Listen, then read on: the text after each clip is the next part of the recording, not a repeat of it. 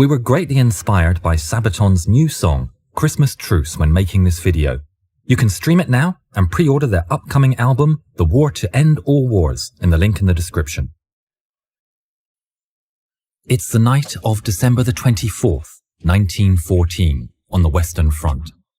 The industrial might of the new 20th century has been focused into a war that has been going on for 8 months. Everyone thought it would be over by Christmas, but sadly such hopes have now died alongside the young men in the clinging mud and cold of the trenches. On the run-up to Christmas, there were efforts to start peace. Over 100 British women had written an open letter to the women of Germany and Austria, calling for the women to unite and push for peace at Christmas. Pope Benedict XV begged the warring governments to call a truce and asked that the guns may fall silent, at least upon the night the angels sang. But all these efforts were for nothing, as the generals refused the requests and war continued to slog on without interruption. In the trenches, sometimes just 30 meters apart, the men of both sides often shout insults to each other above the sounds of battle. On Christmas Eve, the enthusiasm for battle just isn't there with the men on all sides. They're disheartened to be away from their families at Christmas for the very first time. Suddenly, a cry comes over from the German side, in broken English. Tomorrow, you no shoot, we no shoot. The British and French are incredulous. Then, along the trenches, there's a movement. The British on alert keep watch on the enemy activity, but instead of seeing the sight of men going over the top, this time, pushed up above the top of the trenches, Christmas trees start to appear along the German lines, lit up by flickering candles. Is it a ruse? Could it be real? On the wind, drifting across no man's land, there's a sound of hope. It's the sound of cheer, the sound of peace as carols in German are sung. The gentle murmur becomes stronger and is picked up by more and more of the soldiers. As Christmas Eve becomes Christmas Day, the British and French join in too. As the morning draws, there's silence. In a farmhouse a short distance away from the front line is 18-year-old Scotsman Alfred Anderson. He vividly recalled that Christmas Day and said, "I remember the silence, the eerie sound of silence. Only the guards were on duty. We all went outside the farm buildings and just stood listening. And of course, thinking of people back home. All I'd heard for 2 months in the trenches was the hissing, cracking and whining of bullets in flight, machine gun fire and distant German voices. But there was a dead silence that morning, right across the land as far as you could see. We shouted, 'Merry Christmas! Merry Christmas! Merry Christmas!' Even though nobody felt merry. Most reports said that the first initiatives came from the German side, tentatively walking into no man's land with their hands in the air, the tension of fear and hope in the balance. On Christmas Day, Brigadier General Walter Congreve, commander of the 18th Infantry Brigade, wrote a letter saying that when the Germans declared a truce for the day, one of his men bravely lifted his head above the parapet, and others from both sides walked into no man's land.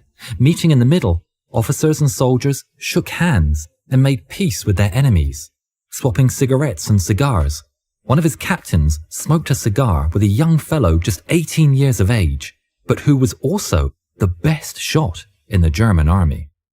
The general didn't take part in the truce for fear of German snipers not being able to resist taking a shot at a general. 25-year-old French soldier Gustave Berthier wrote that Christmas Day the Germans made a sign showing they wished to speak. They said they didn't want to shoot. They were tired of making war. They were married, like me. Captain Bruce Bairnsfather, the famous military cartoonist, wrote, "I wouldn't have missed that unique and weird Christmas Day for anything. I spotted a German officer, some sort of lieutenant, I should think, and being a bit of a collector, I intimated to him that I had taken a fancy to some of his buttons. I brought out my wire clippers and with a few deft snips, removed a couple of his buttons and I put them in my pocket. I then gave him 2 of mine in exchange. I saw one of my machine gunners, who was a bit of an amateur hairdresser in civil life, cutting the unnaturally long hair of a docile German, who was patiently kneeling on the ground whilst the automatic clippers crept up the back of his neck. Good-natured celebrating was had by all sides, with champagne, cognac and rations being shared. Inevitably, like all the best parties, at some point the men decided to have a sing-along. Given the mixture of English, Scots, Irish, Prussians, Württembergers, finding a common song that everyone knew wasn't easy. According to one British captain, it descended frequently into Auld Lang Syne. He said, "It was absolutely astounding, and if I had seen it on a cinema film, I should have sworn that it was faked." Some German soldiers managed to get some barrels of beer that they had liberated from a French brewery into no man's land. A British soldier, Frank Richards, said they raised toasts to one another's health, and all sides agreed that French beer was rotten stuff. But one of the most enduring stories of that day, that seems so fantastic that people have questioned whether it really happened, were the football matches. That they took place should be under no doubt, as there were many records from the men and the players who took part. From somewhere, a football appeared.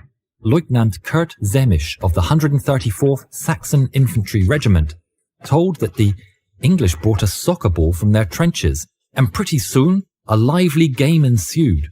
How marvellously wonderful, yet how strange it was. A cheer went up as kickabout started along the line. There were many matches, some with proper footballs, some with bully beef cans. Some were disorganized scrambles for the ball, but some were organized matches. Robert Graves reported that in his match, the Germans won 3-2. The Argyll and Southern Highlanders reported that their match ended 4-1 to Scotland. The spirit of the Christmas truce didn't grip everyone. Fraternizing with the enemy was not seen as an honourable pastime by all. Charles de Gaulle wrote of the lamentable desire of French infantrymen to leave the enemy in peace. A corporal in the 16th Bavarian Reserve Infantry, called Hitler, was opposed to the truce and said, "Such a thing should not happen in wartime," and went on to question the honour of the Germans who took part. It was not all fun and games. The men buried their fallen and tended to injuries.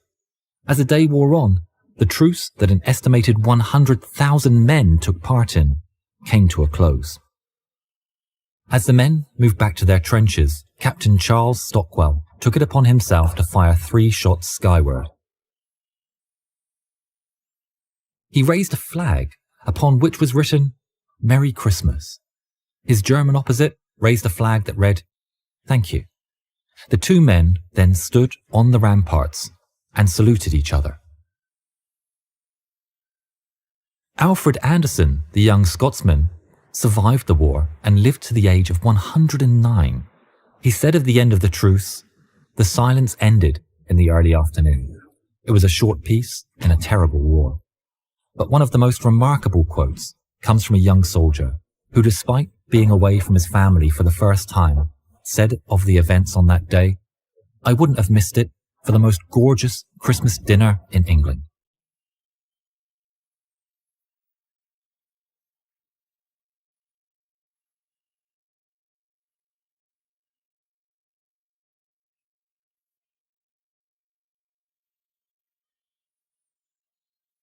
Merry Christmas, everyone, and happy holidays. We at Yarn Hub wish you all a happy and peaceful New Year.